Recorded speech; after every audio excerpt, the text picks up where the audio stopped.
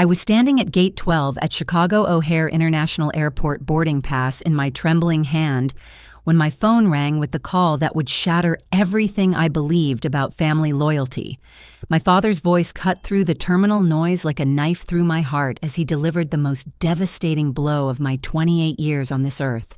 He was demanding that I give up my seat on the Dubai vacation I had spent $22,000 of my own hard-earned money to plan and pay for, handing it over to my sister Madison's unemployed fiancé, Trevor, instead. This was the trip I had dreamed about for months, working overtime and taking freelance projects to afford first-class flights and five-star accommodations for 6 people. And now my own father was choosing a man who had never contributed a single penny to our family over the daughter who had sacrificed everything to make this celebration possible. The irony was suffocating as I stood there listening to my father explain his decision, because this entire Dubai adventure had been my love letter to the family that raised me.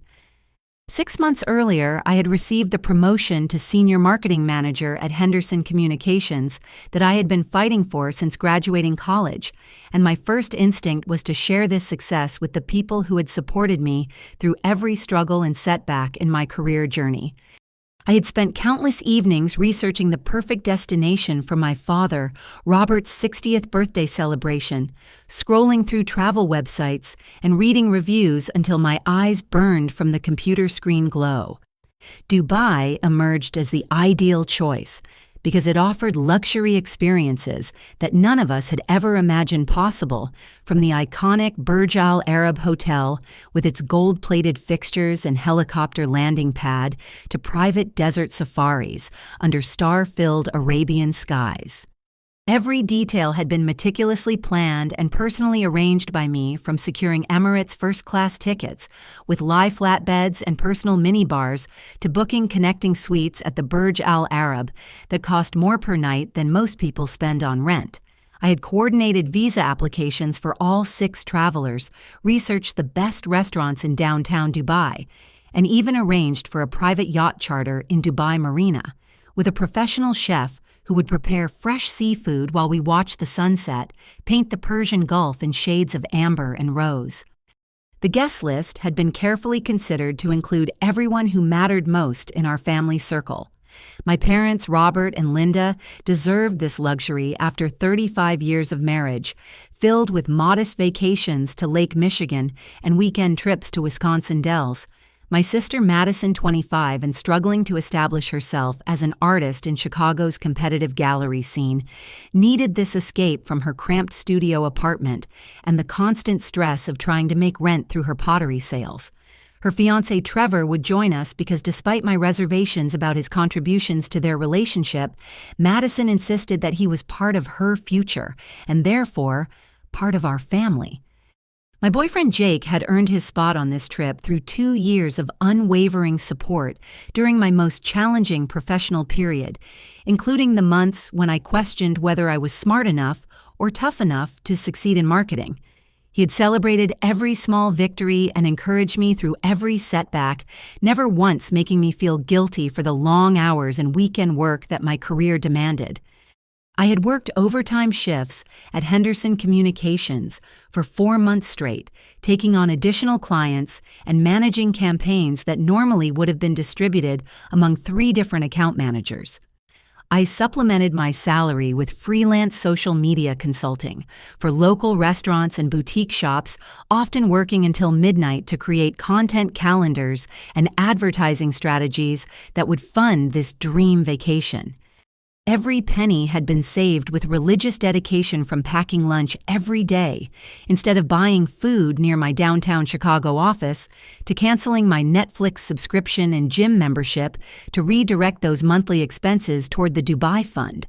I had even sold my grandmother's antique jewelry collection, keeping only her wedding ring, because I believed that creating new memories with my living family was more important than preserving objects from the past. But as my father continued talking, the devastating truth began to emerge through his uncomfortable pauses and defensive explanations. This was not a spontaneous decision made in the chaos of airport departure logistics. Trevor had been expecting this trip invitation for weeks, building his anticipation, while I remained completely oblivious to the conversations happening behind my back.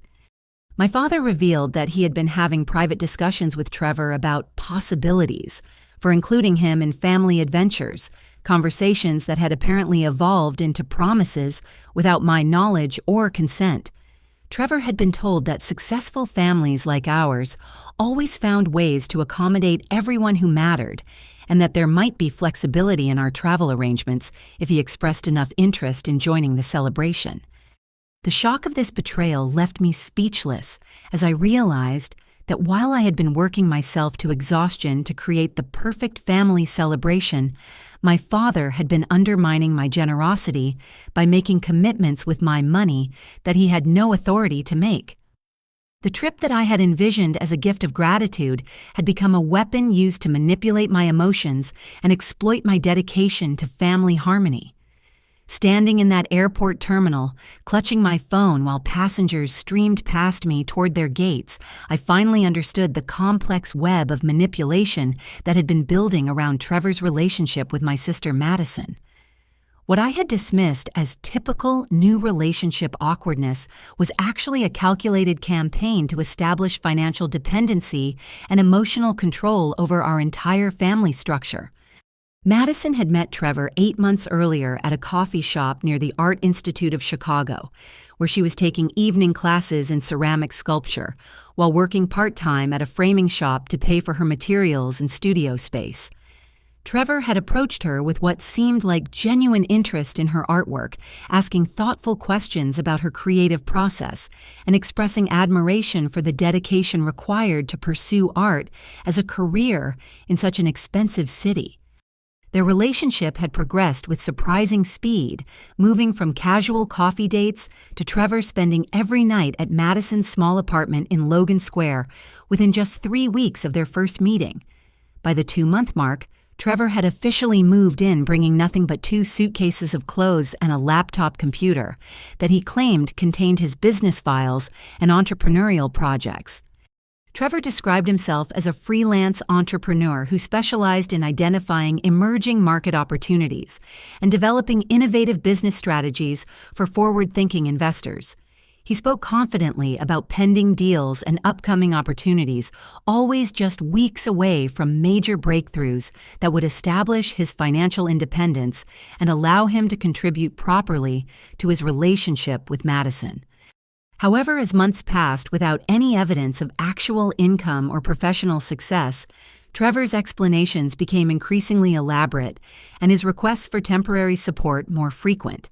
He convinced Madison that successful entrepreneurs often experience cash flow challenges while building their empires, and that truly supportive partners understood the importance of patience during the development phase of groundbreaking business ventures. Madison, desperate to prove her maturity and commitment to adult relationships after a series of disappointing college boyfriends, embraced the role of supportive partner with touching determination. She picked up additional shifts at the framing shop, sold pieces from her personal art collection, and even borrowed money from her small savings account to cover Trevor's contributions to rent groceries and utilities. Family dinners at my parents' house in Oak Park became increasingly uncomfortable as Trevor inserted himself into conversations about family finances and future planning with inappropriate familiarity. He would make comments about how successful families like ours had opportunities to help younger members achieve their potential, suggesting that financial support was not charity, but rather investment in family advancement. During my birthday dinner in March, Trevor had launched into a lengthy monologue about his difficult childhood in foster care, describing years of instability and financial insecurity that had taught him the value of family support systems. He painted a picture of himself as someone who had overcome tremendous obstacles through determination and hard work, but who still needed occasional assistance to reach his full potential. I had felt guilty for my skeptical reaction to Trevor's sob story, wondering if my protective instincts toward Madison were making me unfairly judgmental of someone who genuinely needed compassion and understanding. My parents especially My father seemed moved by Trevor's apparent vulnerability and impressed by his articulate descriptions of business strategies and market analysis. But underneath Trevor's smooth presentation, troubling patterns began to emerge that triggered my marketing professional's instincts for identifying deception and manipulation.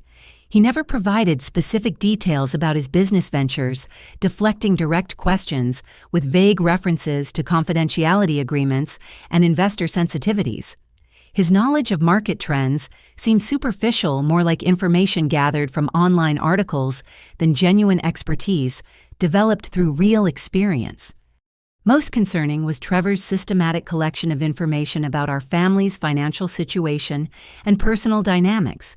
He asked seemingly innocent questions about my job responsibilities and salary range, my parents' retirement planning and investment strategies, and even details about family inheritance and property ownership that no casual boyfriend should need to know. Trevor had convinced Madison that his financial research was motivated by his desire to contribute meaningfully to family discussions and eventually provide security for their future together. He positioned his questions as evidence of his commitment to becoming a responsible family member rather than signs of inappropriate boundary crossing and potential exploitation. The manipulation extended beyond financial matters into emotional territory that left Madison increasingly isolated from her support network and dependent on Trevor's approval for self-worth validation. He would praise her artistic talent while subtly undermining her confidence in her ability to succeed independently, suggesting that her art was beautiful, but perhaps too specialized for commercial success without proper business guidance and marketing expertise. Trevor had gradually convinced Madison that her family, particularly her successful older sister, did not fully appreciate her artistic gifts or understand the challenges facing creative professionals in competitive markets. He positioned himself as her primary advocate and protector, the only person who truly understood her potential and supported her dreams without judgment or conditions. As I processed my father's phone call in the airport terminal, I realized that Trevor's campaign to establish himself as an essential family member had been far more sophisticated and dangerous than any of us had recognized. He had not simply been freeloading off Madison's generosity, he'd been systematically gathering intelligence and building leverage for a much larger scheme to extract resources from our entire family network. The automatic doors of Terminal 3 slid open with a mechanical whisper as Madison and Trevor approached our departure gate, their rolling luggage creating a rhythmic clicking against the polished floor tiles. Madison's face displayed the nervous excitement typical of someone embarking on their first international adventure, while Trevor's expression carried the entitled confidence of someone who believed he deserved luxury experiences without earning them. I watched them approach with a growing sense of dread, knowing that the conversation we were about to have would permanently alter the relationships that had defined my adult life. Jake stood beside me, his hand resting protectively on my shoulder as he sensed the tension radiating from my rigid posture and clenched jaw. My parents had arrived 30 minutes earlier, my mother Linda looking confused and distressed, while my father Robert avoided direct eye contact with me, his guilty demeanor confirming that he understood the magnitude of the betrayal he was orchestrating. The boarding announcement for our Emirates flight echoed through the gate area, reminding us all that this confrontation had a definite timeline and would conclude with either resolution or devastation. Madison reached our small group first, her smile faltering as she noticed the strained atmosphere and my obviously upset emotional state. Trevor followed slightly behind, carrying himself with the swagger of someone who believed he had already won a contest that the rest of us were just beginning to understand. "Ashley, what's wrong?" Madison asked, her voice carrying genuine concern mixed with defensive anticipation. "Dad said there might be some confusion about the travel arrangements, but everything is going to work out fine, right?" The question hung in the air like smoke from an extinguished candle, creating a moment of silence that felt charged with electricity. I looked at each family member in turn, searching their faces for some sign of support or understanding, but finding only uncomfortable avoidance and misplaced loyalty. Madison, there are 6 seats on this airplane and 6 hotel reservations in Dubai. I said, my voice steady despite the emotional tornado spinning inside my chest. I planned and paid for this trip for our parents, you, me, Jake, and Trevor. But apparently, Dad has decided that Trevor should take my seat instead. Trevor immediately stepped forward, his practiced charm switching on like a theatrical spotlight as he prepared to deliver what was clearly a rehearsed performance. Ashley, I completely understand your surprise, and I want you to know how much I appreciate everything you've done to make this incredible experience possible for all of us. His tone was perfectly calibrated to sound reasonable and grateful, while simultaneously positioning himself as the reasonable party in an unreasonable situation. The truth is, this kind of family bonding experience means everything to Madison, and I know how important it is for couples to share these milestone moments together. Real families always find ways to support each other through challenges and make sure everyone feels included in the love and celebration. The manipulation in his words was so transparent that I felt insulted by his assumption that I would be swayed by such obvious emotional blackmail. But looking at my parents' faces, I realized that Trevor's strategy was working exactly as he had planned, appealing to their desire for family harmony while making me appear selfish for insisting on boundaries and fairness. Robert finally found the courage to meet my eyes, his expression carrying the weight of a man who knew he was making a terrible mistake, but felt trapped by commitments he should never have made. Ashley, sweetheart, I know this is difficult and unexpected, but Madison will be absolutely heartbroken if Trevor cannot come with us. You're strong enough to handle this kind of disappointment, but your sister is more fragile and needs our support right now. The words hit me like a physical blow, not just because of their inherent unfairness, but because they revealed how completely my father had been manipulated into viewing Trevor as a victim who deserved protection, rather than an opportunist who was exploiting our family's generosity. My strength, which had been developed through years of hard work and perseverance, was now being used as justification for treating me unfairly. Dad, I've spent $22,000 of my own money on this trip. I said, my voice rising despite my efforts to maintain dignity in this public setting. I've worked overtime for months to afford these reservations. I've planned every detail of this vacation as a gift to celebrate your birthday and our family. How can you possibly think it's acceptable to give my seat to someone who has never contributed anything to this family? Linda finally spoke, her voice shaking with emotions that seemed to include both anger and fear. Robert, you never told me about any conversations with Trevor about joining this trip, and you definitely never mentioned borrowing money to pay for additional expenses. The silence that followed my mother's words was deafening, broken only by the ambient noise of airport announcements and rolling luggage. Robert's face went pale as he realized that his secret financial arrangements were about to be exposed in front of the entire family. I had to make some adjustments to accommodate Trevor's travel needs, Robert said quietly, his defensive tone confirming Linda's worst suspicions. I took a small loan against the house to cover his airline upgrade and some additional hotel expenses. I was planning to discuss it with you after we returned from the trip. The shock on Linda's face was matched by my own horror as I realized that Trevor's manipulation had extended far beyond freeloading into actual financial fraud that put my parents' retirement security at risk.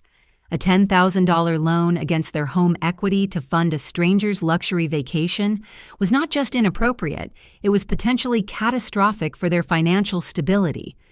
Madison stood frozen between Trevor and the rest of us, her excitement about the trip dissolving into confusion and embarrassment as she began to understand that her fiancé had orchestrated this entire situation without her knowledge or consent.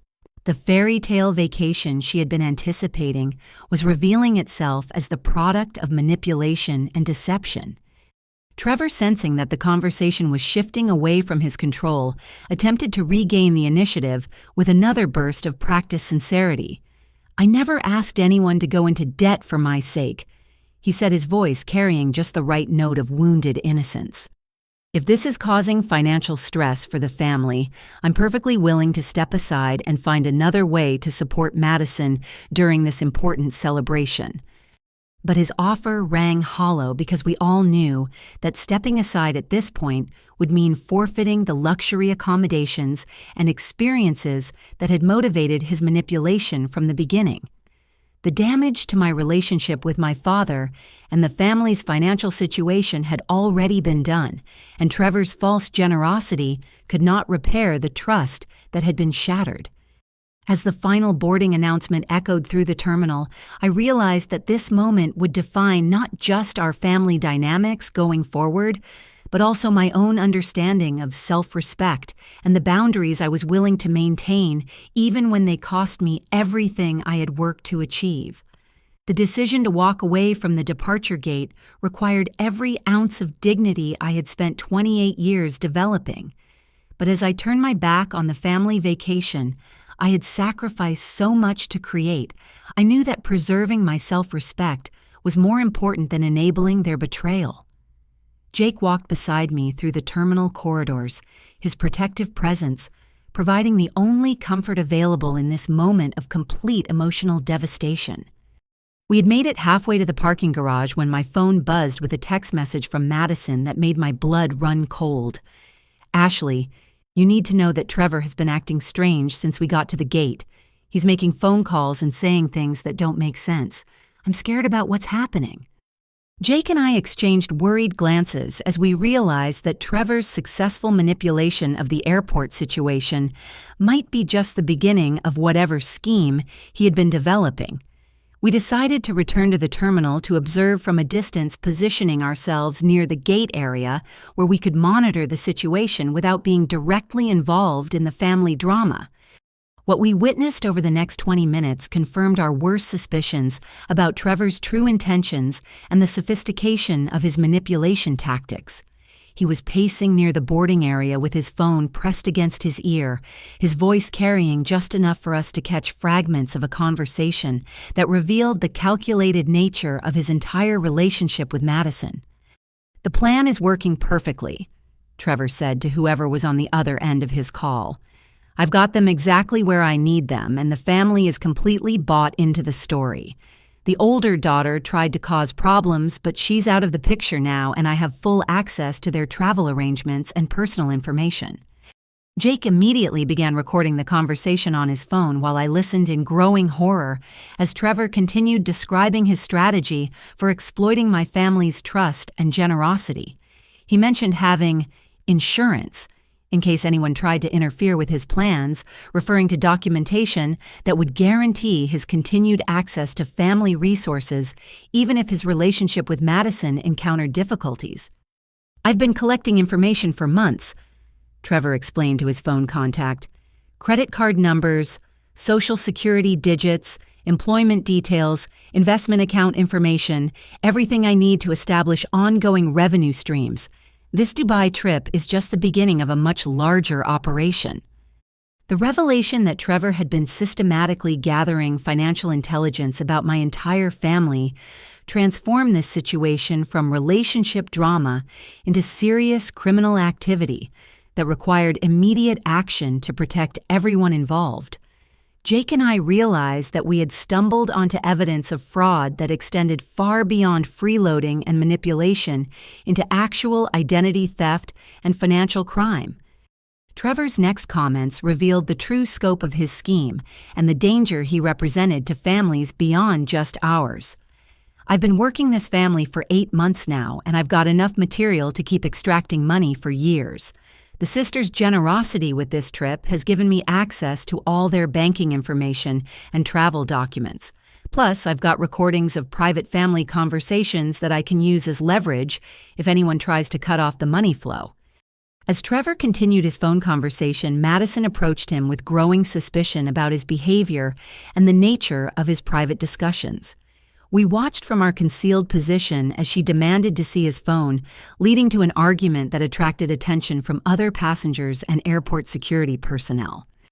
"Who are you talking to?" Madison asked, her voice carrying a mixture of confusion and fear. "And what did you mean about recordings and leverage, Trevor? You're scaring me with all this secretive behavior." Trevor attempted to deflect her questions with his usual charm offensive, but the pressure of maintaining multiple deceptions simultaneously had clearly begun to overwhelm his ability to manipulate the situation effectively.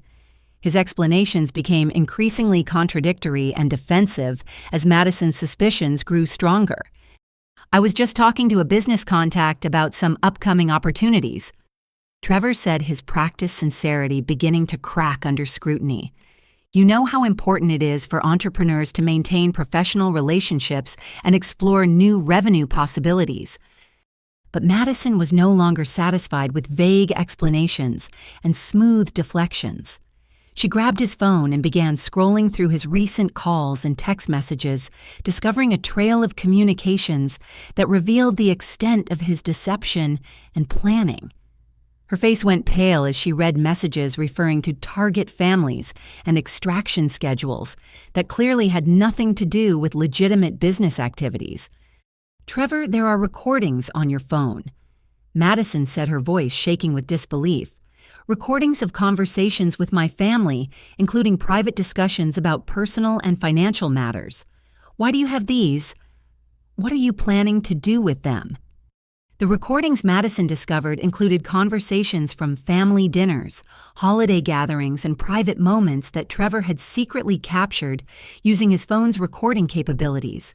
The files were labeled with dates and topics, suggesting a systematic approach to gathering intelligence that had been ongoing since the early stages of his relationship with Madison. Most devastatingly, the recordings revealed Trevor's true feelings about his relationship with Madison and his contempt for the family that had welcomed him into their lives. In conversations with unknown contacts, Trevor referred to Madison as the perfect mark and described her artistic aspirations as useful cover for explaining why she can't support herself financially. He had recorded private conversations between my parents about their retirement savings, investment accounts, and inheritance planning information that could be used to target them for additional financial fraud or identity theft. He had captured personal details about my career, salary, and professional relationships that suggested plans to eventually target my employer or professional network for larger-scale fraud. The most chilling recordings were conversations where Trevor mocked my generosity and described me as the golden goose, whose dedication to family harmony made her the perfect target for long-term financial exploitation. He had been planning to use this Dubai trip as the foundation for ongoing requests for family funding, positioning himself as someone who deserved continued support because of his connection to Madison and his integration into family activities. As Madison confronted Trevor with the evidence of his recordings and manipulation, other passengers began to notice the escalating argument and the obvious distress of everyone involved. Airport security approached the gate area to investigate the disturbance, creating additional pressure on Trevor to maintain his facade while managing multiple crisis situations simultaneously. Jake and I realized that this was our opportunity to intervene before Trevor could manipulate his way out of the consequences of his actions or convince Madison that his behavior had innocent explanations. We emerged from our observation position and approached the gate area, prepared to provide Madison with the support she needed to escape from Trevor's psychological control and protect herself from further manipulation. The choice between causing an even bigger public spectacle and preserving what remained of my family's dignity became clear as I watched Trevor's manipulation tactics unravel under Madison's scrutiny. Rather than escalate the confrontation further, I made the conscious decision to remove myself from the toxic situation while maintaining control over the travel arrangements that remained legally and financially under my authority. Every hotel reservation, restaurant booking, and activity coordination was registered under my name and required my identification and credit card information to access. Trevor might have manipulated his way onto the airplane, but he would discover that securing a seat was only the first step in a luxury vacation that required ongoing authorization from the person who had planned and funded every detail. Jake and I collected our luggage and began the long walk back through the terminal toward the parking garage, each step representing a choice to prioritize self-respect over family harmony. The weight of $22,000 in lost expenses felt less crushing than the weight of enabling Trevor's manipulation and rewarding my father's betrayal with compliance and acceptance. "I know this is incredibly difficult," Jake said as we navigated through the crowded terminal corridors, "but I think you're making the right choice by refusing to participate in this dysfunction. Sometimes the most loving thing you can do for people is refuse to enable their poor decisions." As we reached the parking garage, Jake pulled out his phone and showed me a collection of photos and voice recordings he had been discreetly gathering over the past several weeks.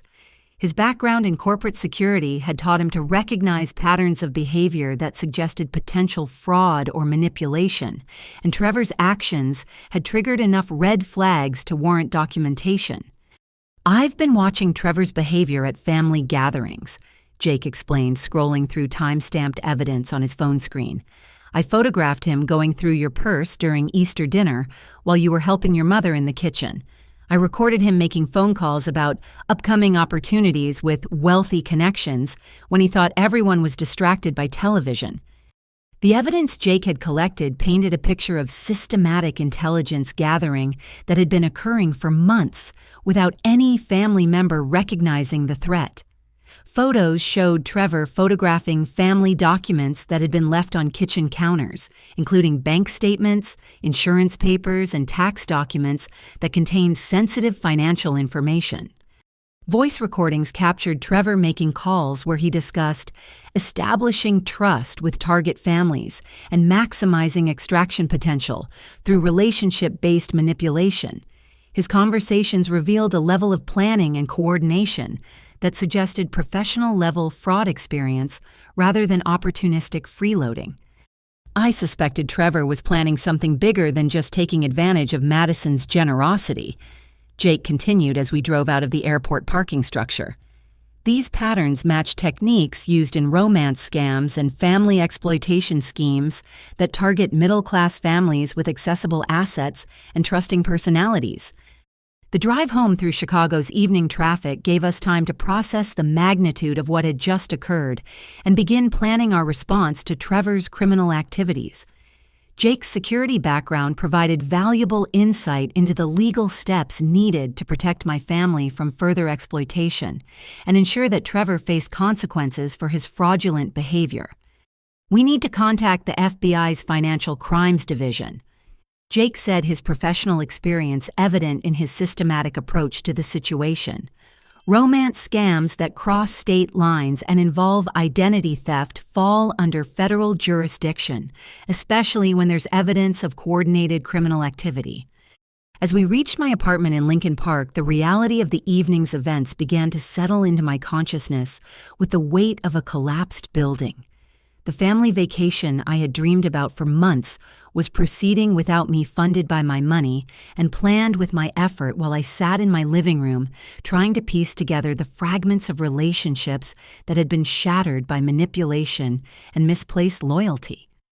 The first phone call came from Madison 20 minutes after their flight had taken off, her voice barely audible over the engine noise and her own emotional distress.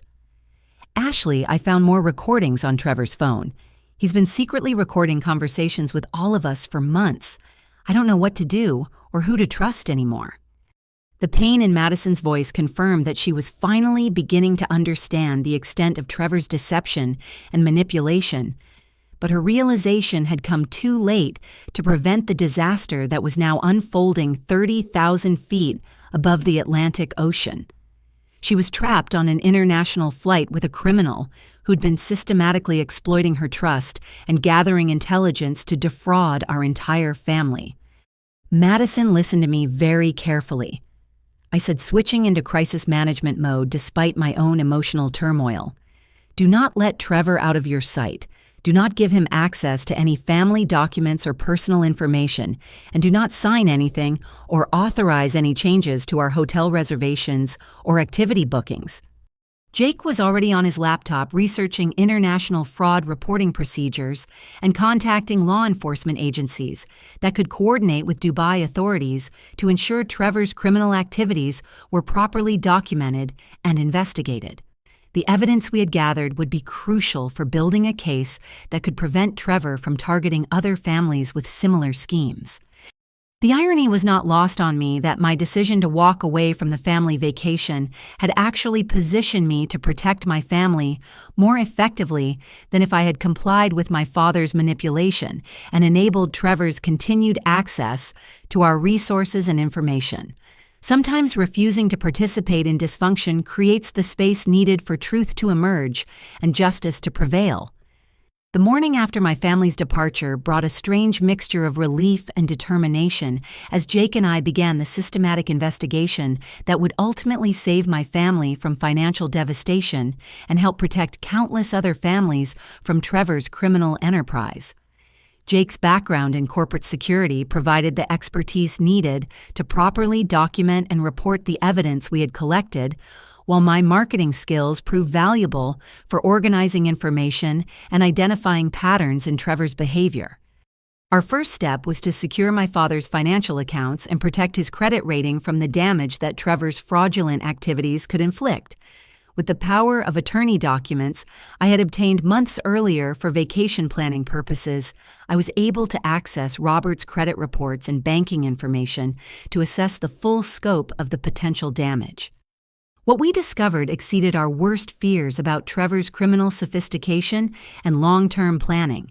In addition to the $10,000 loan Robert had disclosed at the airport, we found evidence of 2 credit card accounts that had been opened in my father's name using applications that contained accurate personal information, but contact details that led directly to Trevor.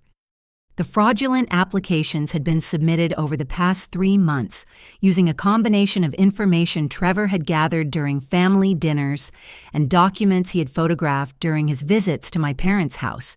His systematic approach to identity theft demonstrated professional-level experience with financial fraud that suggested a criminal background far more extensive than simple relationship manipulation.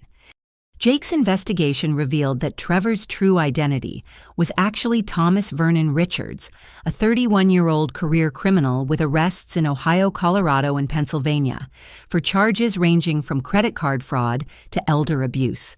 The difficult childhood and foster care story that had generated so much sympathy from my family was completely fabricated, designed to create emotional manipulation opportunities while deflecting questions about his background and employment history. Trevor's real background shows a pattern of targeting families through romantic relationships, Jake explained, showing me arrest records and court documents he had obtained through legal databases. He typically spends 6 to 12 months building trust with a young woman from a middle-class family, then uses that relationship to gain access to family financial information and personal documents.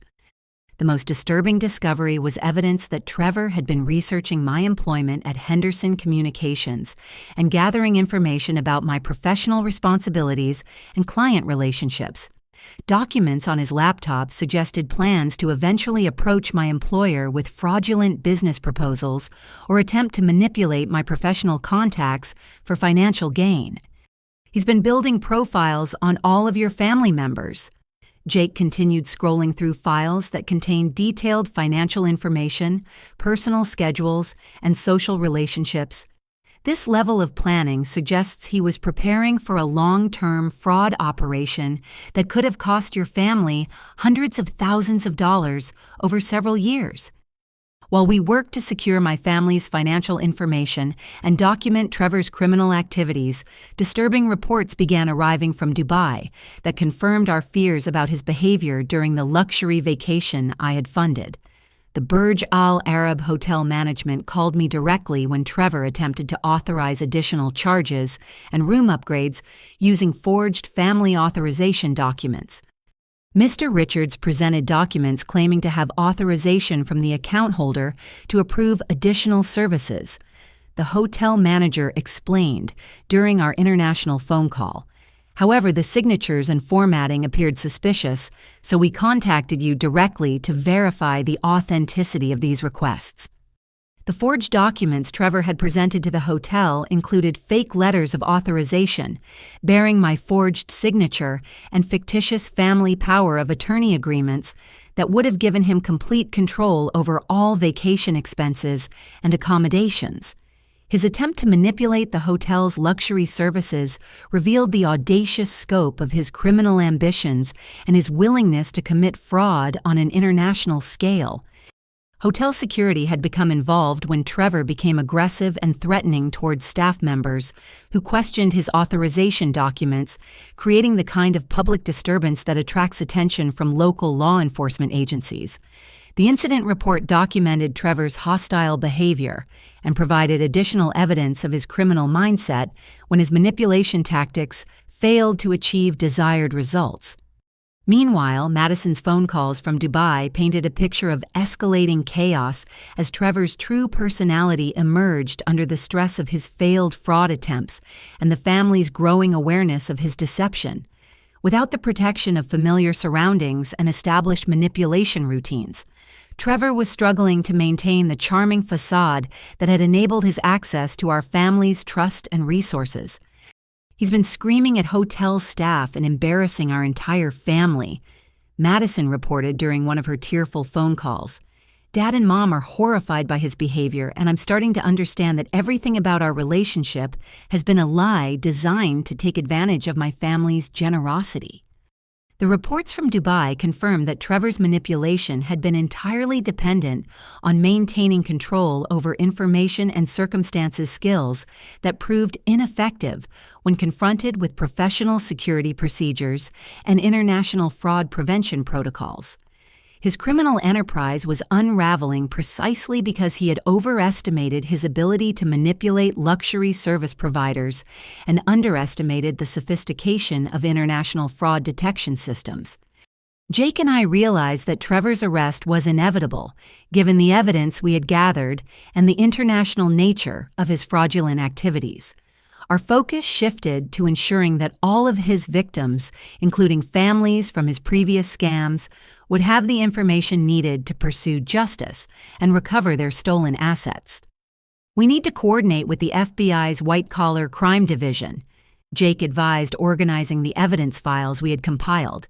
This case involves interstate fraud, identity theft, and international criminal activity that requires federal investigation and prosecution.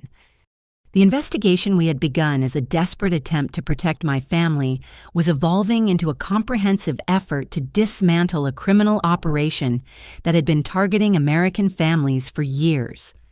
Trevor's sophisticated manipulation tactics and systematic approach to relationship-based fraud represented a threat that extended far beyond our personal situation into a public safety issue requiring coordinated law enforcement response.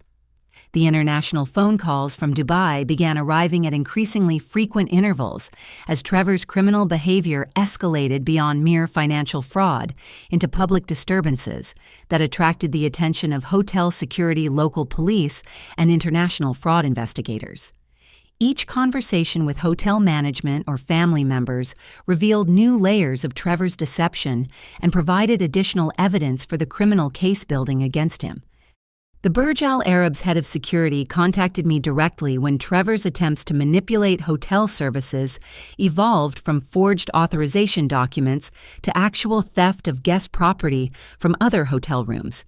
Surveillance footage had captured Trevor using a cloned key card to access rooms registered under different names, removing jewelry and electronic devices that he apparently intended to sell through online marketplaces.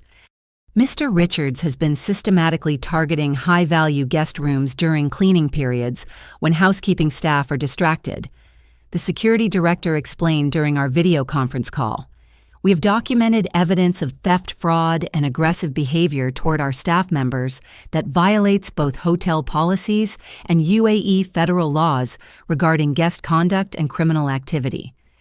The stolen items included designer watches, jewelry, and personal electronics that Trevor had been photographing and listing for sale on international auction websites using fake seller accounts registered under various aliases. His theft operation demonstrated the same systematic approach and professional planning that had characterized his manipulation of my family's trust and resources.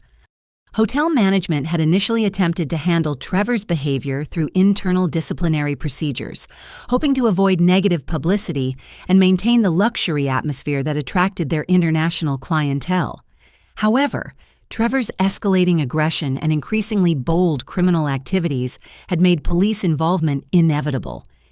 Mr. Richards became verbally abusive and physically threatening when confronted about the unauthorized charges and theft allegations.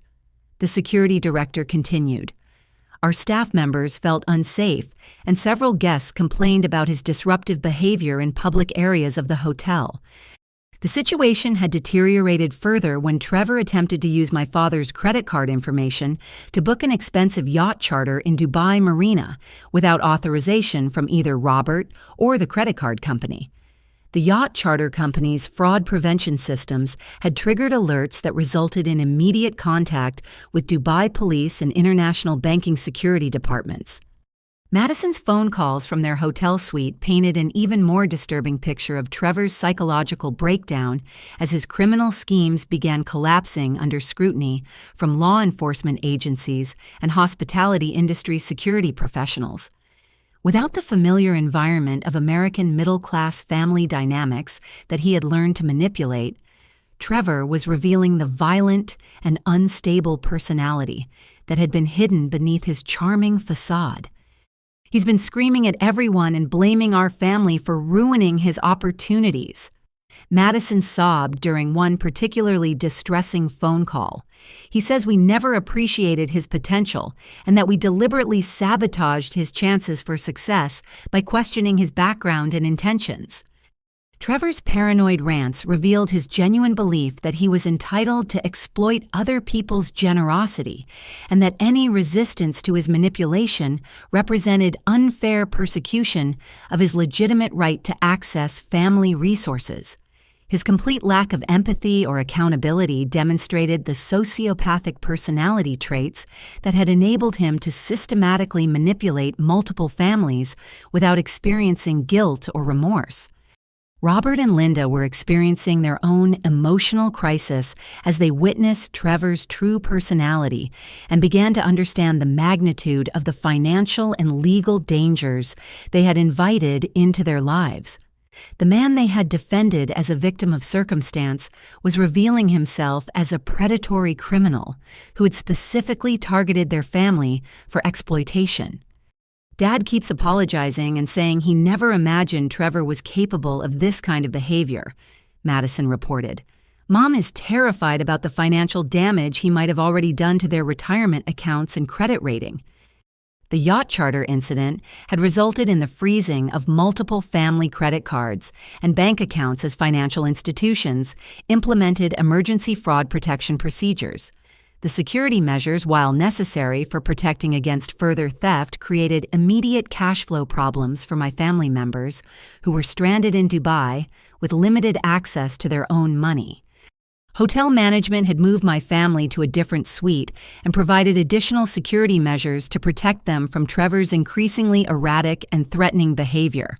The luxury vacation that was supposed to celebrate family bonds and create lasting memories had become a nightmare of criminal investigation, international legal complications, and emotional trauma. Dubai police had begun their own investigation into Trevor's activities, working in coordination with American law enforcement agencies to build a comprehensive case that would ensure appropriate prosecution and punishment. The international nature of his crimes meant that he would face charges in multiple jurisdictions, with penalties that could include significant prison time and financial restitution to all of his victims. Jake and I continued coordinating with various law enforcement agencies from Chicago, providing evidence and documentation that supported the international investigation while working to minimize the financial and legal consequences for my family members. The systematic approach we had taken to gathering evidence was proving crucial for building a solid criminal case that would prevent Trevor from manipulating the justice system as effectively as he had manipulated my family's emotions. The irony was becoming clear that my decision to walk away from the Dubai trip had not only protected me from direct involvement in Trevor's criminal activities, but had also positioned me to provide the most effective assistance to law enforcement agencies and family members who needed support during this crisis. Sometimes the most powerful action is the refusal to participate in dysfunction, creating space for truth to emerge and justice to prevail. The comprehensive background investigation Jake and I had initiated revealed connections between Trevor's criminal activities and a sophisticated network of romance scam artists operating across multiple states targeting middle-class American families through carefully orchestrated relationship-based fraud schemes. Working with a private investigator Jake had contacted through his corporate security network, we began uncovering evidence that Trevor's manipulation of my family was part of a much larger criminal enterprise. The private investigator Sarah Chen specialized in romance scam investigations and had been tracking similar cases across the Midwest for the past 3 years. Her database contained information about dozens of families who'd been targeted by criminals using techniques nearly identical to Trevor's systematic approach to relationship manipulation and financial exploitation. Trevor Richards has been operating under multiple identities across at least 5 different states, Sarah explained during our meeting at her downtown Chicago office. He typically spends 8 to 12 months building trust with a target family, then extracts as much money as possible before moving on to the next opportunity. The evidence Sarah had collected included social media profiles Trevor maintained under various names, documenting his relationships with different women and their families, while sharing strategies and techniques with other scam artists through private online forums. The posts revealed a disturbing level of coordination and professional development within the romance scam community. Most shocking was Trevor's detailed documentation of his manipulation techniques, including psychological profiles he had created for each family member and step-by-step plans for extracting maximum financial benefit from their relationships. The files contained intimate details about family dynamics, personal insecurities, and financial vulnerabilities that he had gathered through months of careful observation and conversation. He's been treating your family like a research project. Sarah continued showing us printed copies of Trevor's online posts. These forums teach criminals how to identify emotionally vulnerable targets, build dependency relationships, and manipulate family loyalty to override logical financial decision-making. The online posts revealed Trevor's contempt for his victims and his genuine belief that middle-class families deserve to be exploited because of their naive trust and excessive generosity toward people they considered family members. His descriptions of manipulation techniques were coldly analytical, treating human emotions and family bonds as tools for financial gain. Even more disturbing was evidence that Trevor had been researching my professional background and employer gathering information that suggested plans to eventually target Henderson Communications for business fraud or manipulation of client relationships. Documents on his laptop included organizational charts, client lists, and project information that he should not have had access to without inside knowledge of my work responsibilities. He was building a comprehensive intelligence profile that would have enabled him to manipulate your professional network for years, Sarah explained. This level of planning suggests he was preparing for a long-term fraud operation that could have destroyed your career, as well as your family's financial security. The investigation also revealed that Trevor had outstanding warrants for his arrest in Colorado, where he had defrauded a previous girlfriend's family out of $30,000 through a fake business emergency scheme. The Colorado case involved forged business documents, identity theft, and emotional manipulation techniques nearly identical to those he had used on my family. The Colorado victims went through exactly what your family is experiencing, Sarah said, showing us police reports and victim statements from the previous case. Trevor convinced the girlfriend that her family was obligated to help fund his business venture, then used their financial information to commit credit card fraud and identity theft.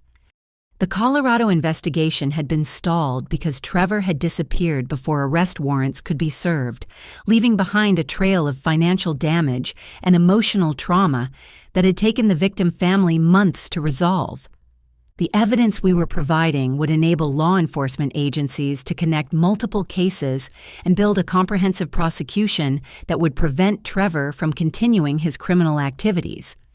Jake's corporate security background proved invaluable for organizing the evidence in formats that would be most useful for law enforcement agencies and prosecutors building criminal cases.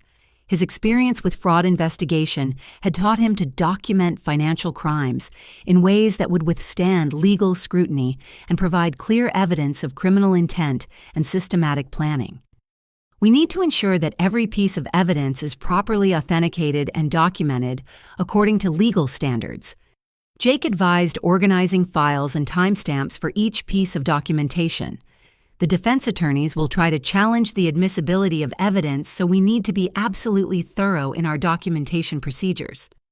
The evidence mounting against Trevor included financial fraud, identity theft, interstate criminal activity, and international fraud that would result in federal charges with significant prison sentences.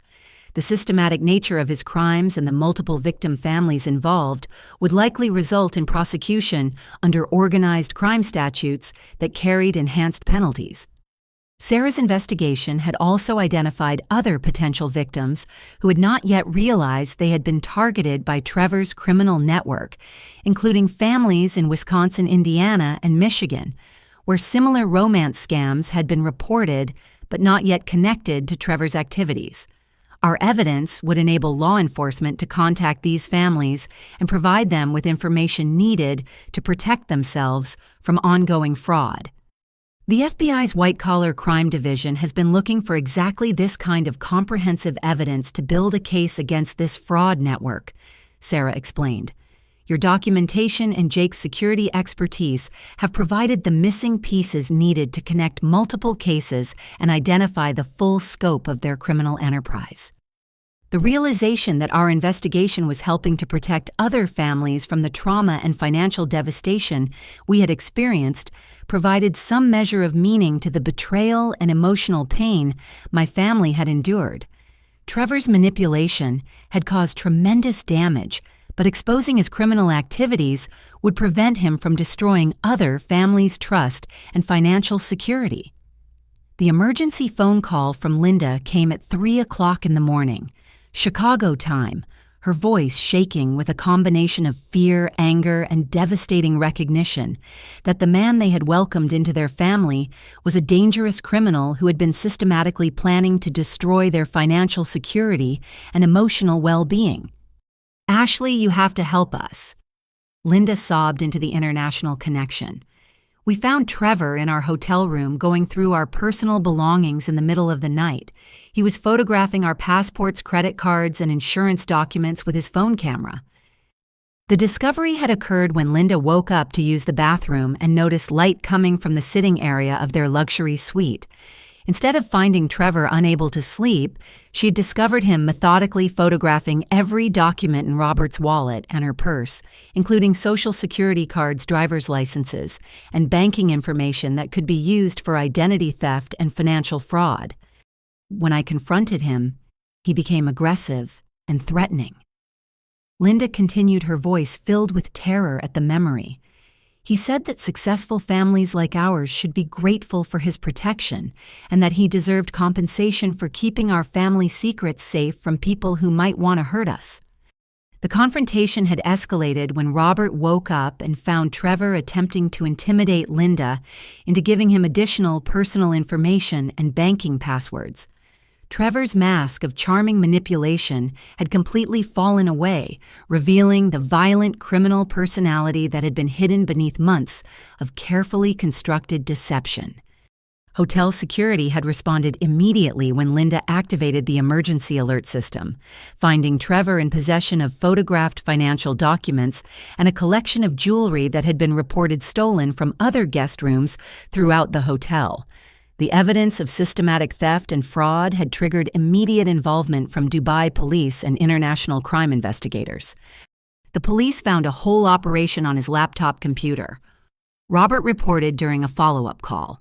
He's been running similar scams on families across America, and our situation is just one part of a much bigger criminal enterprise.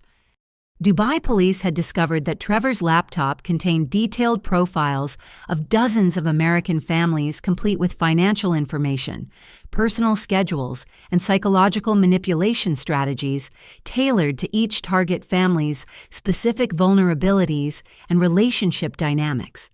The files revealed a criminal operation far more sophisticated and dangerous than anyone had imagined.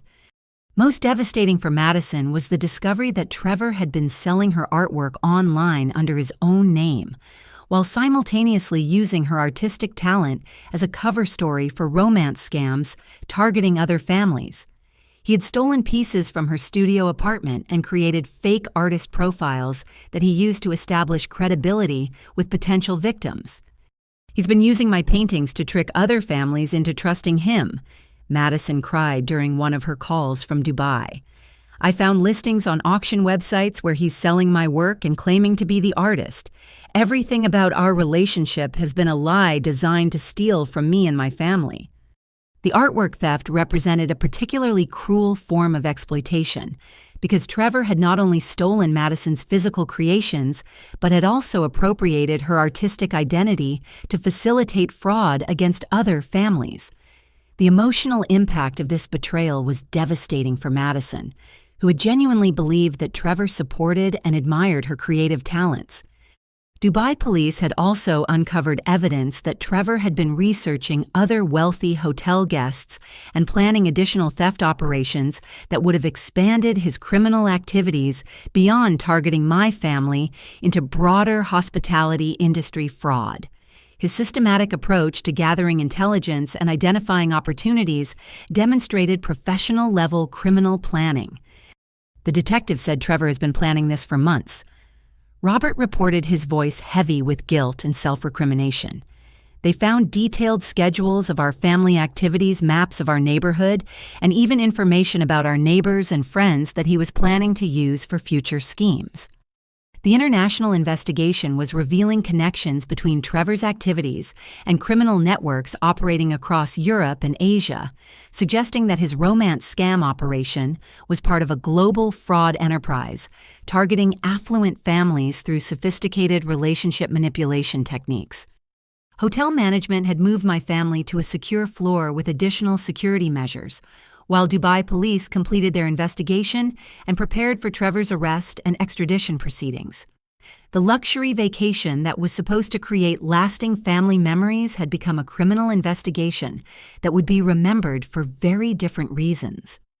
Jake and I continued coordinating with law enforcement agencies from Chicago, providing additional evidence and documentation that supported the international prosecution, while working to minimize the legal and financial consequences for my family members who had been unwittingly manipulated into enabling Trevor's criminal activities. The most important development was my family's growing recognition that their defense of Trevor and rejection of my concerns had been the result of sophisticated psychological manipulation rather than genuine family loyalty or sound judgment. The evidence of Trevor's criminal planning was helping them understand that my resistance to his integration into our family had been protective rather than selfish. "I'm so sorry I didn't listen to you," Robert said during one particularly emotional phone call. "You were trying to protect us from someone dangerous, and I was too proud and stubborn to recognize what was really happening." The apologies and recognition of my protective instincts provided some emotional healing, but the real satisfaction was knowing that Trevor's criminal enterprise was being dismantled and that other families would be protected from the manipulation and financial exploitation that had caused so much damage to our relationships and trust. The coordination between American and international law enforcement agencies reached its culmination on the 4th day of my family's Dubai vacation, when the comprehensive evidence Jake and I had gathered combined with Dubai police investigations to create an ironclad criminal case that would ensure Trevor faced justice in multiple jurisdictions for his systematic fraud and manipulation activities. Unknown to my family members or Trevor himself, I had been working closely with Special Agent Rebecca Martinez from the FBI's Financial Crimes Division since discovering the full scope of Trevor's criminal background. Agent Martinez specialized in international romance scam operations and had been investigating the criminal network that Trevor belonged to for over 18 months. Your evidence has provided the missing connections we needed to understand how this fraud ring operates, Agent Martinez explained during our secure video conference from her Chicago field office. Trevor Richards is a significant target, but he's also the key to dismantling a much larger criminal enterprise that has been targeting American families for years.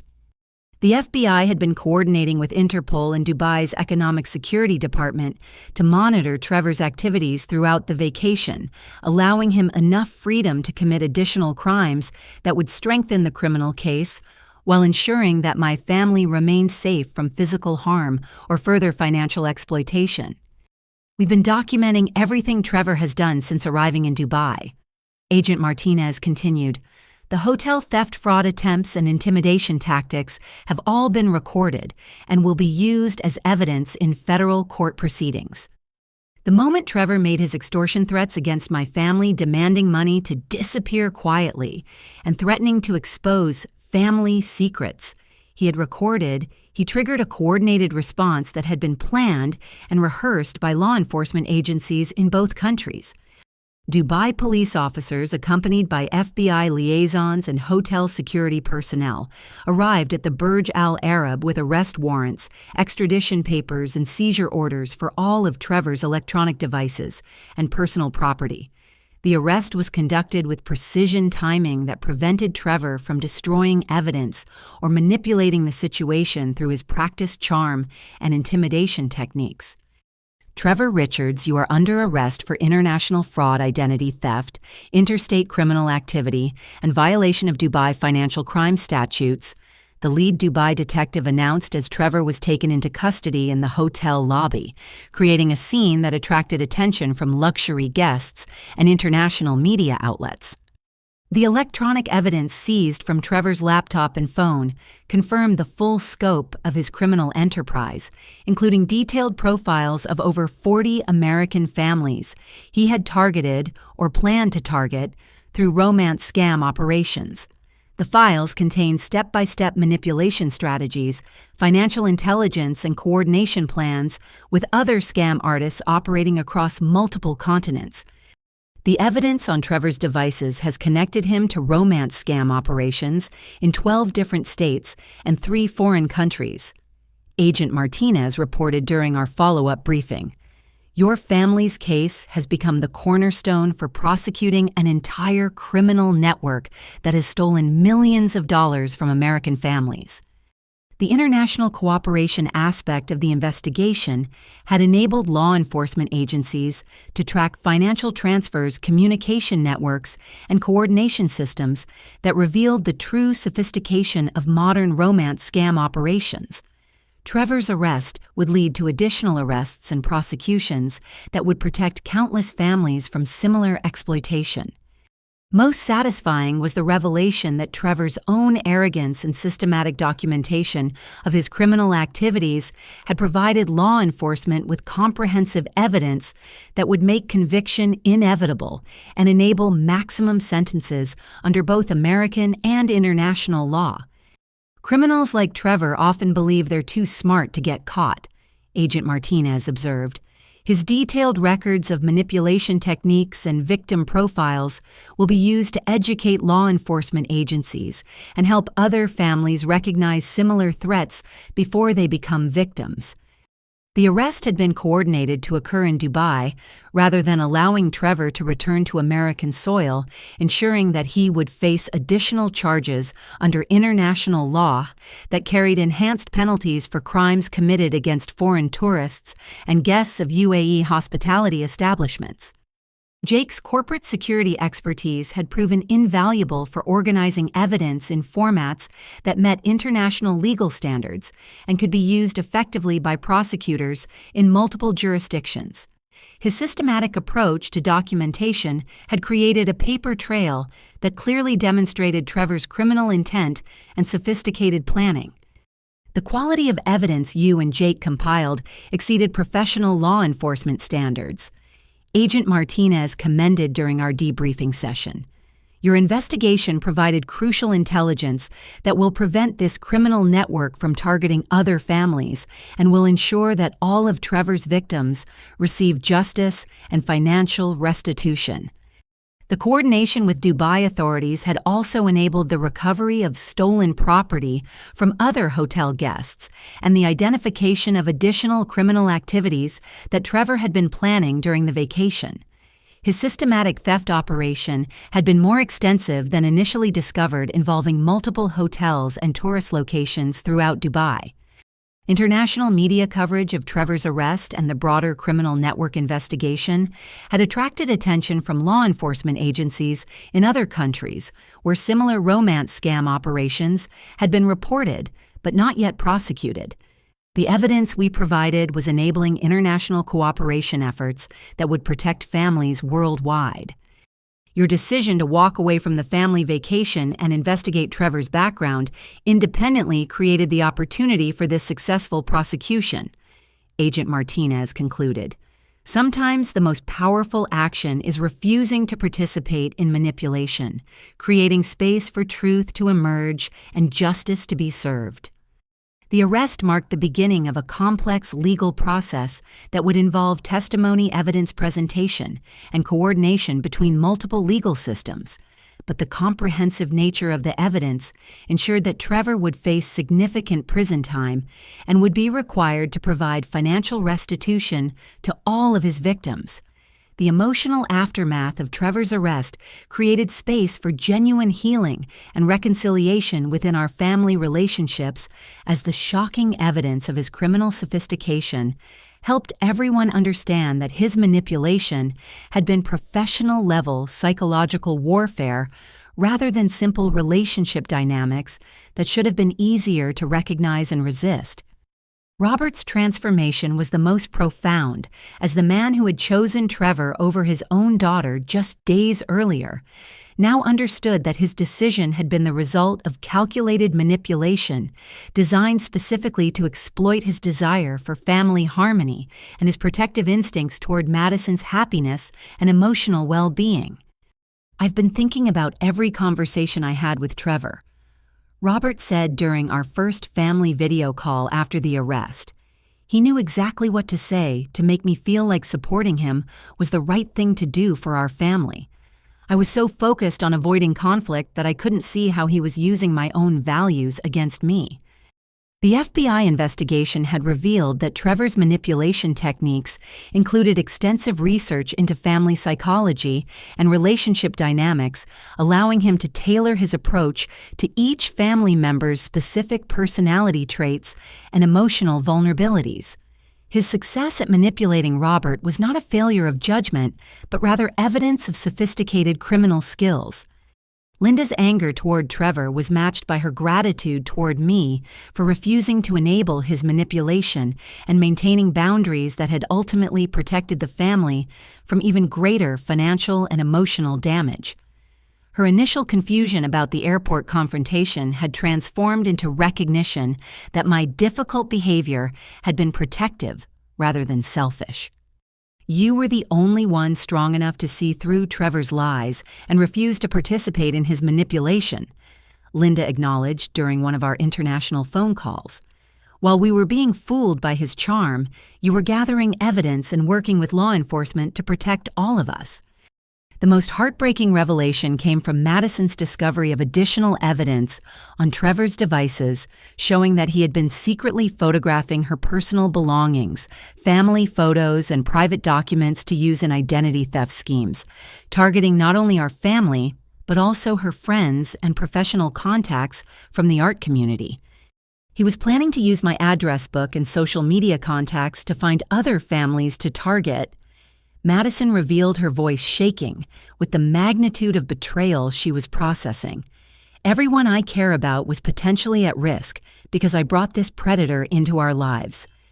Trevor's systematic violation of Madison's privacy extended beyond financial fraud into personal territory that demonstrated his complete lack of empathy or human decency. He had photographed intimate family moments, private correspondence, and personal artwork that Madison had never intended to share with anyone outside our immediate family circle. The investigation had also uncovered Trevor's plans to blackmail family members using personal information and private conversations he had recorded, including discussions about my previous struggles with anxiety and therapy that he planned to use against my professional reputation if I interfered with his access to family resources. The detective showed us files where Trevor had detailed plans to destroy your career if you tried to expose his criminal activities. Robert reported, his voice filled with horror at the depth of Trevor's malicious planning. He wasn't just stealing money, he was prepared to destroy our entire family's reputation and professional relationships. This revelation particularly devastated Robert because it demonstrated that his choice to support Trevor at the airport had not only been manipulated, but could have resulted in catastrophic consequences for my career and financial security if Trevor's blackmail schemes had been successful. The evidence of Trevor's malicious planning helped our family understand that the emotional manipulation we had experienced was part of a systematic psychological assault designed to isolate family members from each other and create dependency relationships that would enable long-term financial exploitation. I keep thinking about how he made me feel guilty for questioning his background or asking about his employment. Madison reflected during one of our healing conversations. He convinced me that doubting him meant I wasn't supportive of our relationship when actually my instincts were trying to protect me from someone dangerous. The family therapy sessions we began after their return from Dubai focused on understanding manipulation techniques and rebuilding trust relationships that had been damaged by Trevor's systematic interference. The therapist helped us recognize that falling victim to professional-level manipulation was not a personal failure, but rather evidence of normal human trust and empathy being exploited by someone with criminal expertise. Sophisticated manipulators like Trevor study human psychology and relationship dynamics specifically to exploit the healthy emotions and behaviors that make families function. Our therapist, Dr. Sarah Williams, explained, "Your family's willingness to trust and support each other was actually a strength that Trevor weaponized for criminal purposes." The healing process involved not only processing the trauma of betrayal, but also celebrating the family bonds and values that had ultimately enabled our survival and recovery. My refusal to participate in dysfunction had created space for truth to emerge, while Jake's protective instincts and investigative skills had provided the evidence needed for justice. Robert's commitment to rebuilding our relationship included concrete steps to address the financial damage his manipulation by Trevor had caused, including refinancing the house loan and implementing new financial security measures to prevent future exploitation. His recognition of my protective instincts and investigative efforts marked a fundamental shift in family dynamics. "I'm proud of you for having the courage to stand up for what was right, even when it meant standing against your own family," Robert said during one particularly emotional conversation. "Your strength and integrity saved us from someone who could have destroyed everything we've worked to build together." The comprehensive investigation into Trevor's criminal activities revealed layers of betrayal that extended far beyond financial fraud into the systematic theft and exploitation of Madison's artistic identity and creative work, transforming her from a victim of romance manipulation into a survivor whose experience would ultimately strengthen her artistic voice and professional independence. The most devastating discovery came when FBI investigators found an entire online art sales operation that Trevor had been running using Madison's paintings and sculptures, selling her legitimate artwork under his own name, while creating fake artist profiles that he used to establish credibility with other potential romance scam victims across the country. Trevor has been stealing my paintings from our apartment for months. Madison revealed during one of her calls from Dubai, her voice carrying a mixture of heartbreak and growing anger. "I thought some pieces were just misplaced or that I had forgotten where I stored them, but he was systematically taking my best work and selling it online." The stolen artwork included pieces that Madison had been preparing for her first solo gallery, showing original paintings that represented months of creative development and emotional expression. Trevor had not only robbed her of potential income, but had also stolen opportunities for professional recognition and artistic advancement that could have established her career. FBI agents had discovered sophisticated online auction listings where Trevor presented himself as an emerging artist from Chicago, using professional photographs of Madison's artwork alongside fabricated artist statements and fictional biographical information. The sales had generated thousands of dollars in revenue that Trevor had used to fund his lifestyle while living off Madison's generosity. He was using my talent and hard work to create a false identity that made him seem successful and creative to other families he was targeting. Madison continued processing the full scope of how her artistic gifts had been exploited. My paintings were being used as props in other romance scams involving families who thought they were supporting a struggling but talented artist. The investigation revealed that Trevor's theft of Madison's artistic identity had been systematic and planned from the beginning of their relationship. He had been photographing her work in progress during studio visits, documenting her creative techniques and artistic development to use in fake portfolio presentations and fraudulent artist applications. Trevor even applied for gallery exhibitions and art grants using my work and his name. Madison discovered as the evidence continued to emerge. He was building an entire artistic career based on stealing my creativity, while convincing me that I needed his business expertise to succeed professionally. The psychological manipulation involved in Trevor's artistic theft was particularly cruel because he had positioned himself as Madison's biggest supporter and advocate, while simultaneously stealing the very work he claimed to admire. His encouragement of her artistic development had actually been intelligence gathering for his fraud operations. Madison's processing of this betrayal was complicated by her recognition that Trevor's presence in her life had systematically undermined her confidence and independence in ways she was only beginning to understand. He had convinced her that her artistic vision was too specialized for commercial success and that she needed his guidance to navigate the business aspects of creative careers. I realize now that Trevor was deliberately making me doubt my abilities and depend on his approval for validation. Madison reflected during one of our family therapy sessions. He would praise my talent while subtly suggesting that I wasn't strong enough or business savvy enough to succeed without his protection and guidance. The evidence of Trevor's systematic manipulation helped Madison understand that her struggles with self-confidence and creative direction had been artificially created by someone who benefited from her dependence and vulnerability. Her natural artistic instincts and professional capabilities had been intact all along, masked by psychological manipulation designed to maintain control.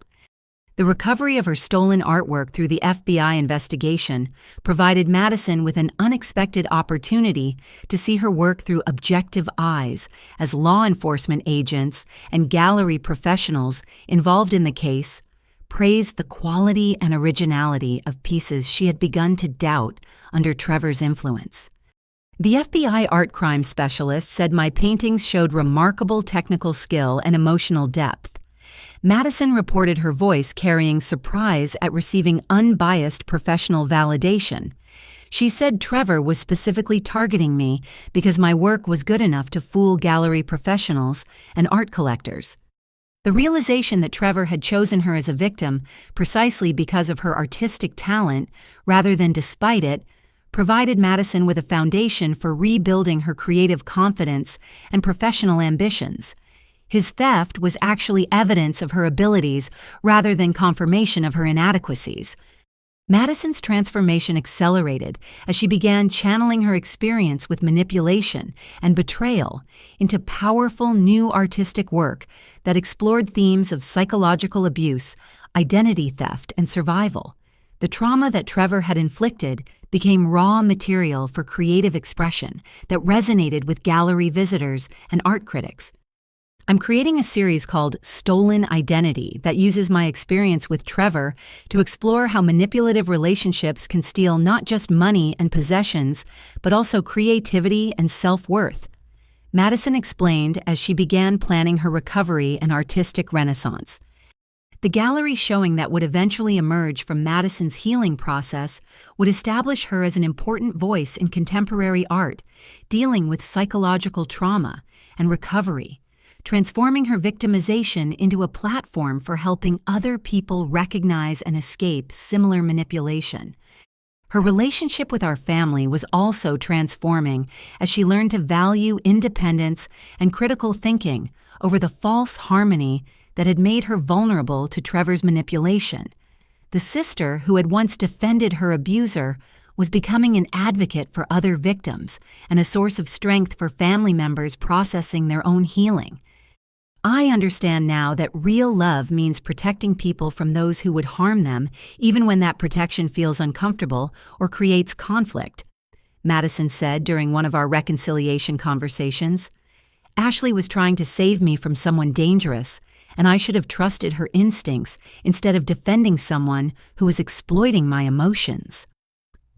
The comprehensive prosecution of Trevor Richards and his criminal network represented one of the largest romance scam investigations in FBI history, ultimately revealing a sophisticated international fraud operation that had stolen over $2 million from American families while operating across 4 continents with coordinated criminal activities that required unprecedented law enforcement cooperation. Special Agent Martinez provided regular updates on the prosecution progress as federal prosecutors in multiple jurisdictions built cases that would ensure Trevor face maximum penalties for his crimes, while also dismantling the broader criminal enterprise that had enabled his systematic exploitation of vulnerable families. Trevor's arrest in Dubai triggered a coordinated international response that led to simultaneous arrests in Ohio, Colorado, Pennsylvania, and 3 European countries. Agent Martinez reported during one of our briefing sessions.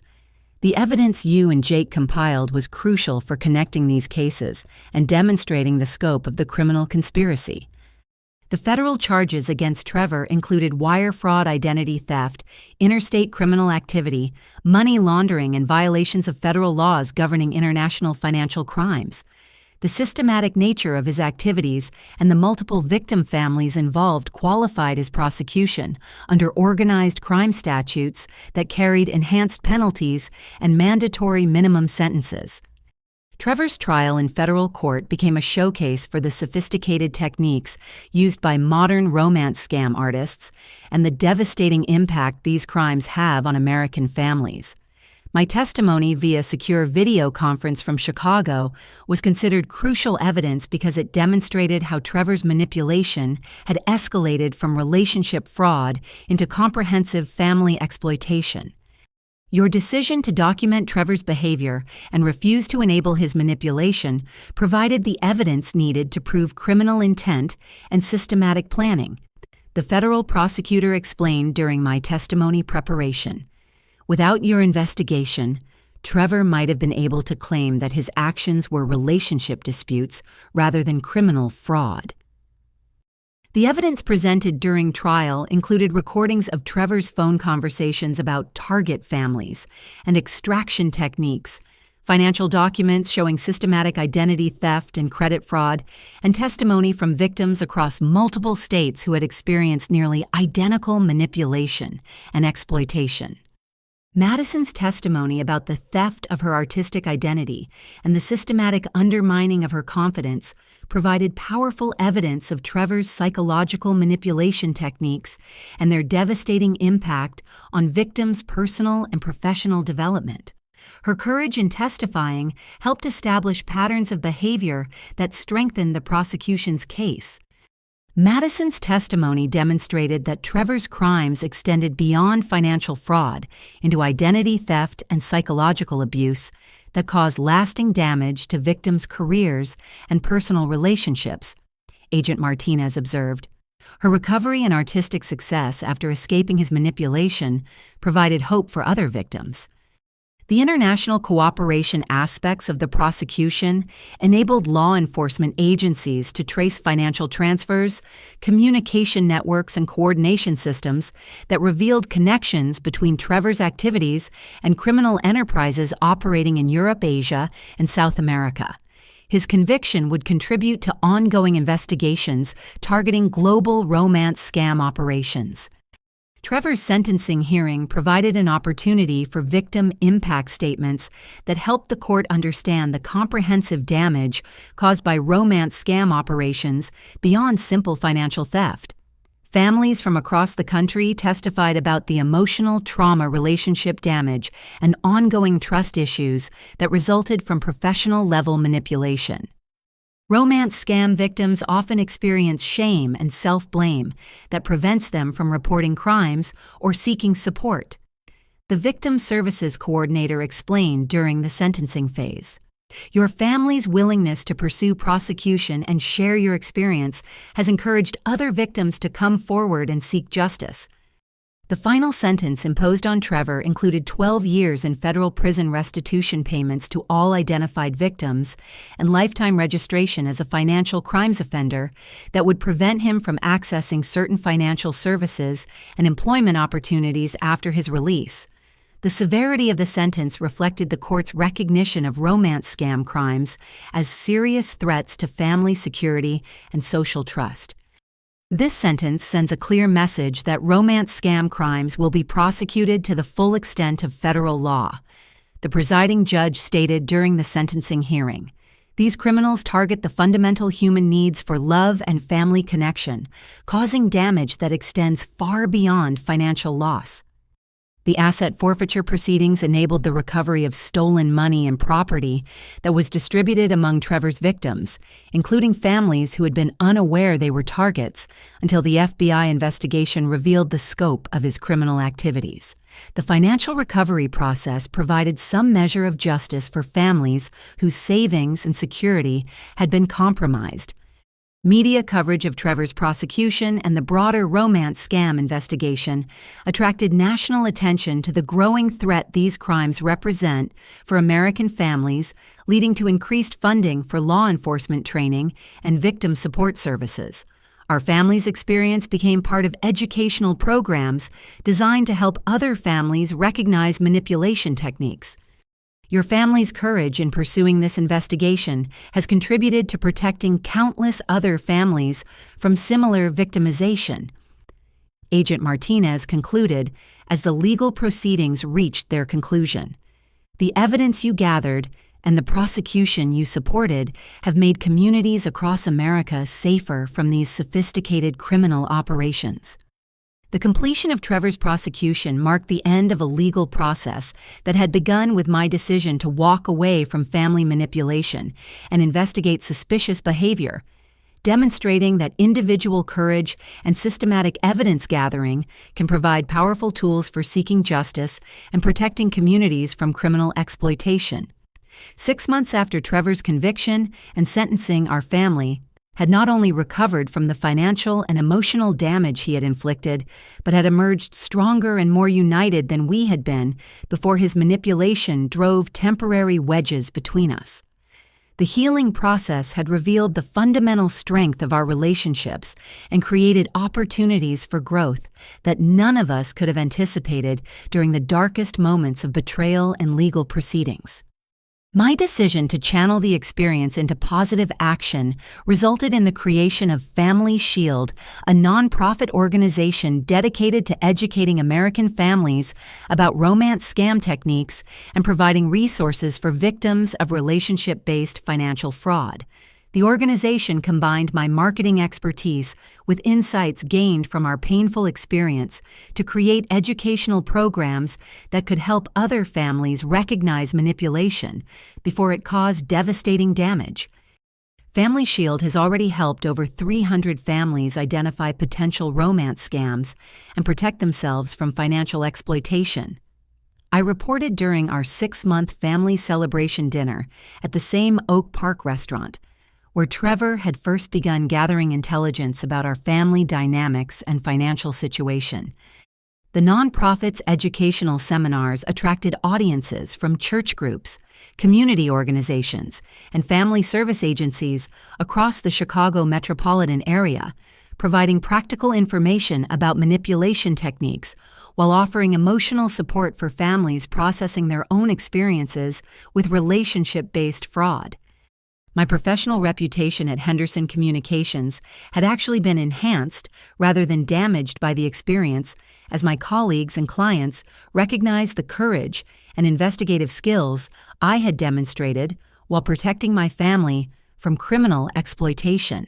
The crisis management and systematic problem-solving abilities I had developed during the investigation translated into improved performance in client campaigns and strategic planning projects. The Trevor situation showed everyone at work that you have incredible strength and judgment under pressure, Jake observed as we reflected on the unexpected professional benefits that had emerged from our ordeal. Your promotion to regional marketing director was partly based on the leadership qualities you demonstrated during the family crisis. Madison's artistic career had experienced a remarkable renaissance as she channeled her healing process into powerful creative work that resonated with gallery audiences and art critics throughout the Chicago cultural community. Her Stolen Identity series had become one of the most talked-about exhibitions in the city's contemporary art scene, establishing her as an important voice addressing psychological trauma and recovery. The opening night of Madison's gallery show was incredible. Linda reported with obvious pride in her younger daughter's transformation from victim to advocate. People were moved to tears by the paintings that explored her experience with manipulation and her journey toward independence and self-worth.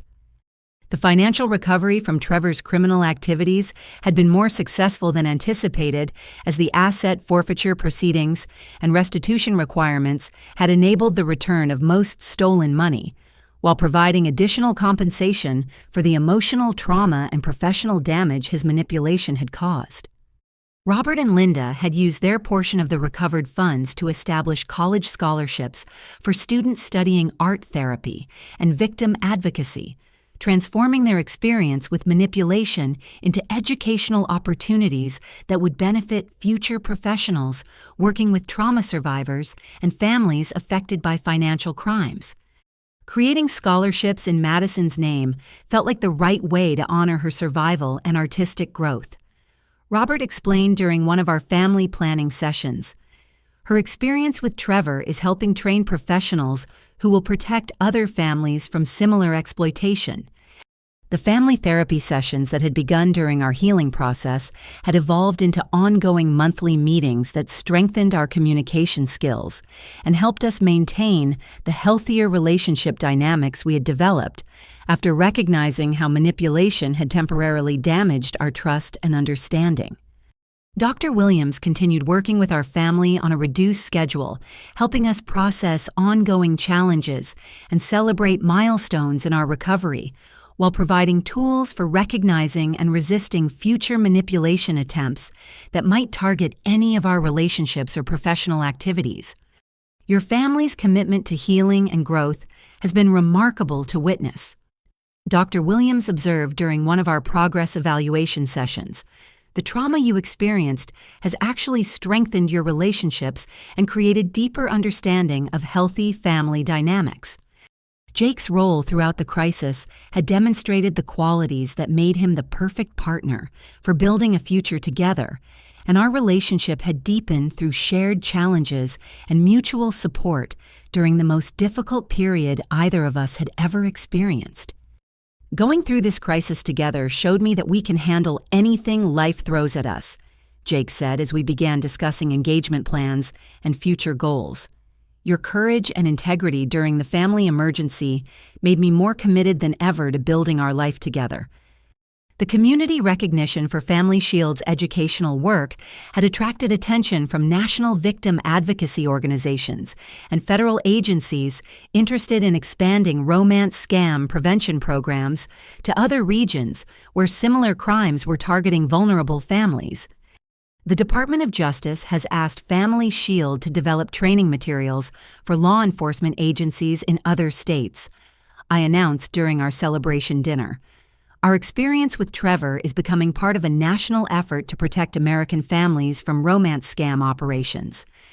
The transformation of our traumatic experience into meaningful work that protected other families provided a sense of purpose and accomplishment that helped heal the emotional wounds Trevor's manipulation had inflicted, while creating positive change that extended far beyond our personal recovery.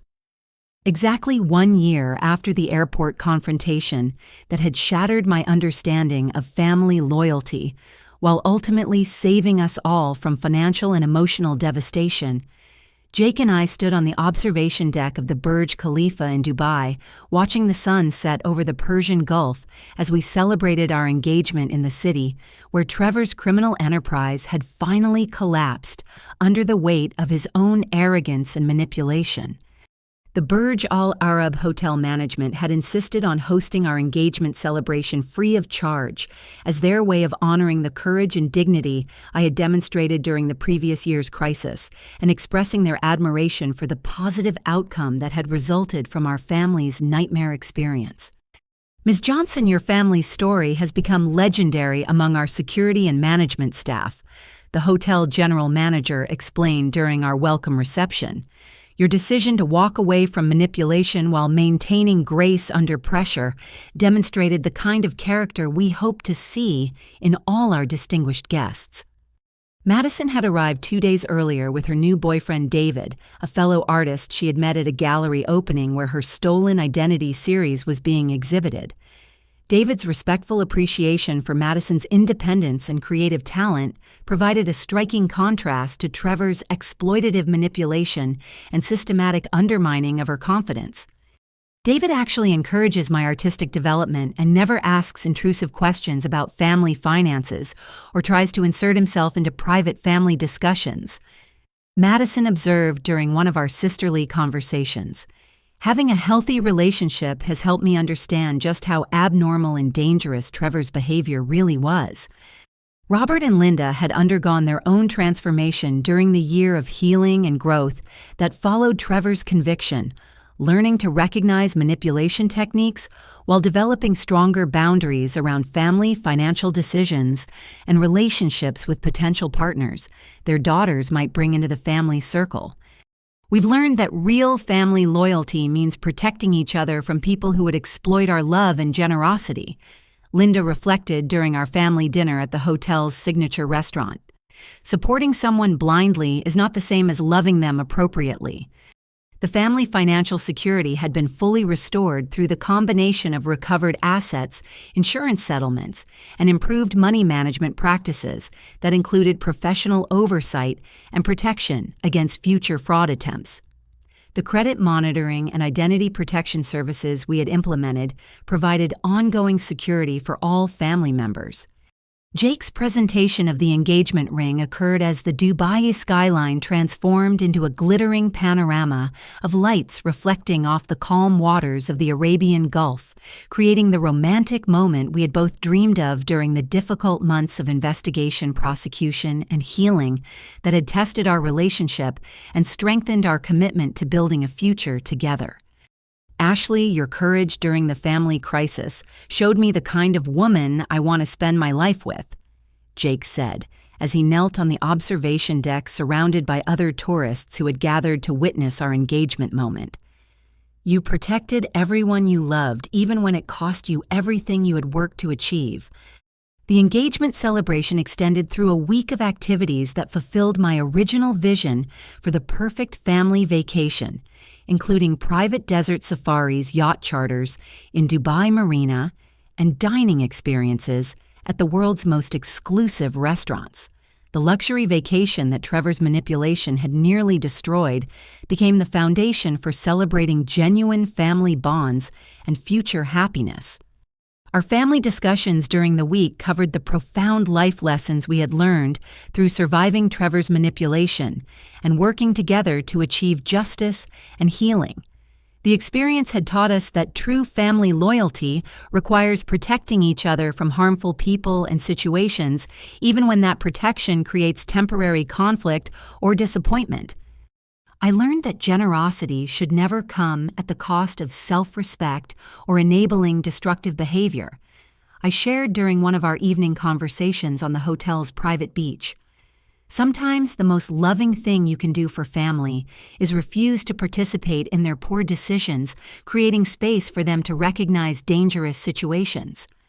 The recognition that standing up for principles and maintaining boundaries had ultimately saved our family from much greater damage provided validation for the difficult choice to walk away from the airport gate and investigate Trevor's background rather than enabling his manipulation through compliance and false harmony. Madison's artistic success and emotional healing demonstrated that surviving manipulation and betrayal could become sources of strength and creative inspiration rather than permanent damage to self-worth and professional capabilities. Her gallery exhibitions were attracting national attention and establishing her as an important voice in contemporary art, addressing psychological trauma and recovery. My experience with Trevor taught me that my instincts and judgment are actually quite good when I trust them, instead of doubting myself, because someone claims to know better. Madison reflected. Learning to value my own perspective has made me a stronger artist and a healthier person. Robert's transformation included his commitment to supporting both daughters equally without favoritism or manipulation. From outside influences, recognizing that his protective instincts toward Madison's happiness had been exploited by someone who understood family psychology and used that knowledge for criminal purposes. I learned that avoiding conflict is not the same as maintaining family harmony. Robert acknowledged during our final family dinner in Dubai.